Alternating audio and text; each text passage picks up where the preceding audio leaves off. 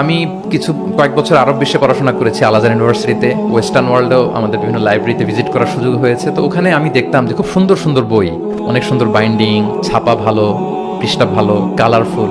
Most recently আমি একটা বই পড়ছি, মিরাজ মহিউদ্দিন নামে একজন Egyptian scholar, Harvard graduate, revelation নামে, অনেকে হয়তো দেখে থাকবেন। এত চমৎকার বই সিরাতের উপর আমি আমার পুরো জীবনীতে দেখিনি।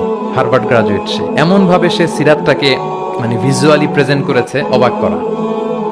তো আমার খুব ইচ্ছে ছিল যে ওয়াই নট বাংলাদেশে আমরা আমাদের এই পাবলিকেশন ইন্ডাস্ট্রি থেকে এরকম বই কেন হয় না। তো যেই প্রকাশকের সাথে কথা বলি, ওনারা বলে যে শায়েক, আপনি তো জানেন না এই দেশে মাথার চেয়ে পায়ের দাম নাকি বেশি।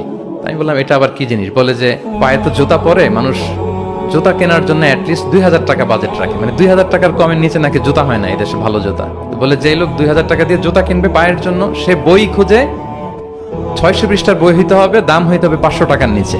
তো এই ব্যাপারটা যৌক্তিক, আমাদের মধ্যে ওই কালচারটা গড়ে ওঠেনি।